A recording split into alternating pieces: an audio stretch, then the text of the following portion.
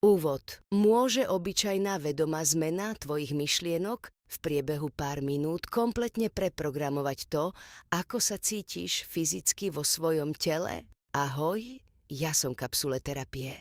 Dnes zistíš, ako funguje najpopulárnejší psychologický prístup moderného sveta a ako vďaka nemu dokážeš úspešne vymazať úzkosť, strach aj čierne scenáre zo svojej hlavy.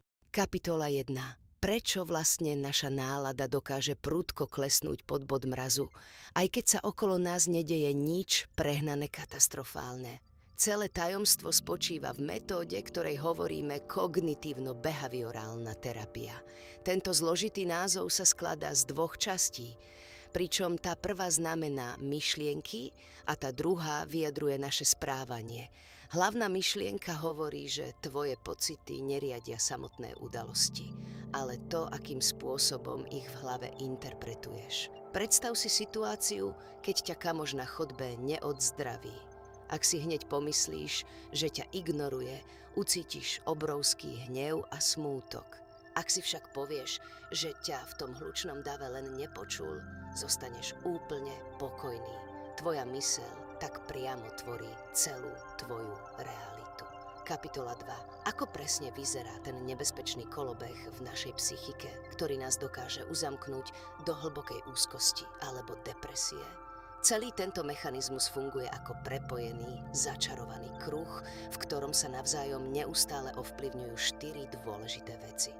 Sú to tvoje myšlienky, emócie, reakcie tela a tvoje výsledné správanie. Predstav si, že máš ísť odpovedať pred celú tabuľu a v hlave ti prebleskne myšlienka, že urobíš strašný trapas. Táto predstava v tebe okamžite vyvolá silnú emóciu strachu.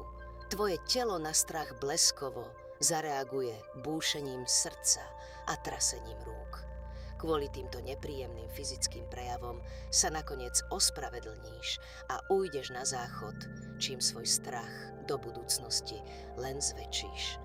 Kapitola 3. Vedel si, že vedci dokázali zmeniť fungovanie mozgu pacientov s ťažkými úzkosťami len pomocou tejto rozhovorovej metódy bez použitia akýchkoľvek liekov?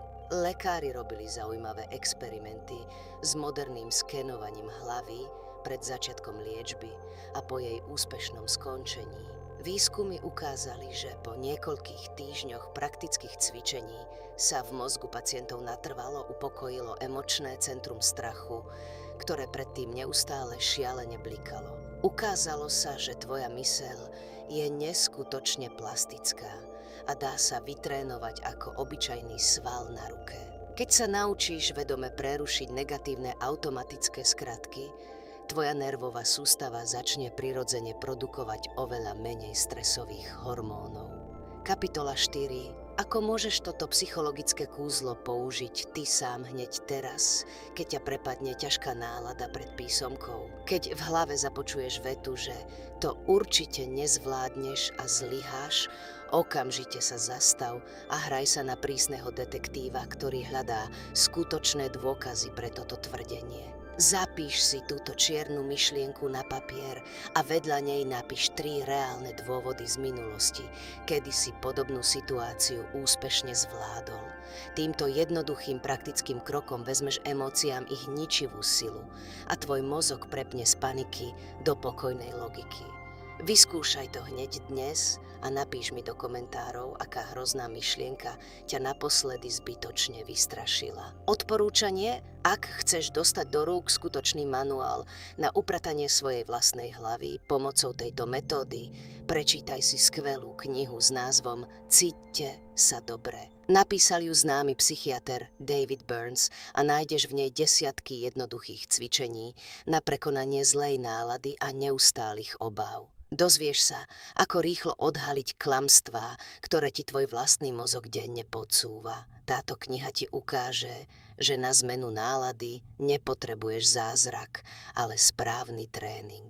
Záver. Ďakujem, že sa staráš o svoje duševné zdravie a sleduješ kapsule.